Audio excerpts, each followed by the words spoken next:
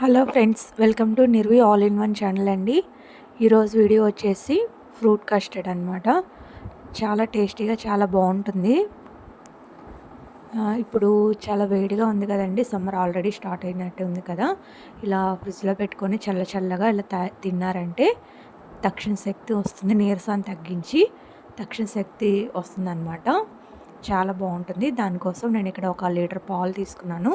దాంట్లో కొన్ని పాలు తీసి ఒక గిన్నెలో పక్కన పెట్టుకున్నాను. అది కస్టర్డ్ పౌడర్ కలుపుకోవడానికి. దాంట్లో 2 స్పూన్లు పచ్చిపాలేనండి. దాంట్లో 2 స్పూన్లు కస్టర్డ్ పౌడర్ కలుపుకొని పక్కన పెట్టుకున్నాను. ఇలా మిగతా పాలు బాగా మీగడ కట్టకుండా గరిటెతో తిప్పుకుంటూ చక్కగా కాసుకోవాలి. ఇక నేను 1 స్పూన్ సబ్జా గింజలు కూడా నానబెట్టుకున్నాను. వాటర్ పోసుకొని ఒక 10 మినిట్స్ నానబెట్టుకుంటే సరిపోతుంది అనమాట.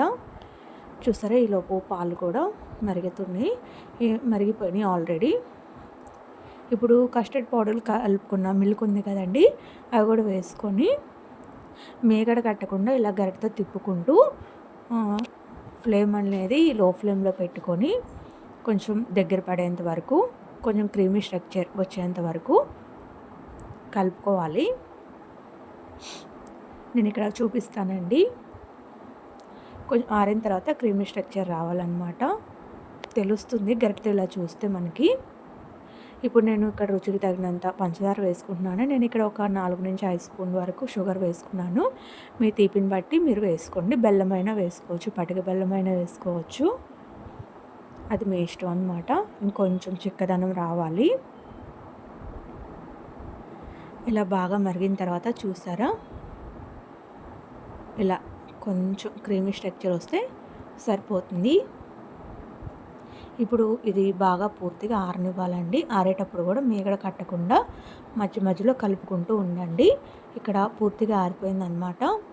ఇప్పుడు నేను దీంట్లో సబ్జా గింజలు వేసేసుకుంటున్నాను. ఈ సబ్జా గింజలు చాలా చలవ కదండి ఎండాకాలం. ఇలా వేసుకోవటం వల్ల తినేటప్పుడు కూడా మంచిగా పంటికి తగులుతూ చాలా బాగుంటుంది. ఇప్పుడు ఇది నేను మూత పెట్టేసి ఫ్రిడ్జ్లో పెట్టేసుకుంటున్నాను కూలింగ్ అయ్యేంత వరకు. ఈలోపు నేను నా దగ్గర ఉన్న ఫ్రూట్స్ తీసుకుంటున్నాను. గ్రేప్స్, దానిమ్మ గింజలు, కర్బూజాకాయలు, యాపిల్, జీడిపప్పు, అలాగే మీ దగ్గర ఉన్న డ్రై ఫ్రూట్స్ కూడా తీసుకోవచ్చు.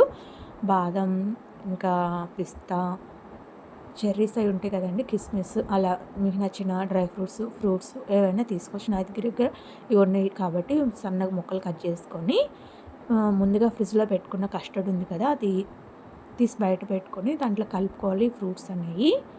ఇప్పుడు ఫైనల్గా ఒక బౌల్ తీసుకొని నేను సర్వ్ చేసుకుంటున్నాను.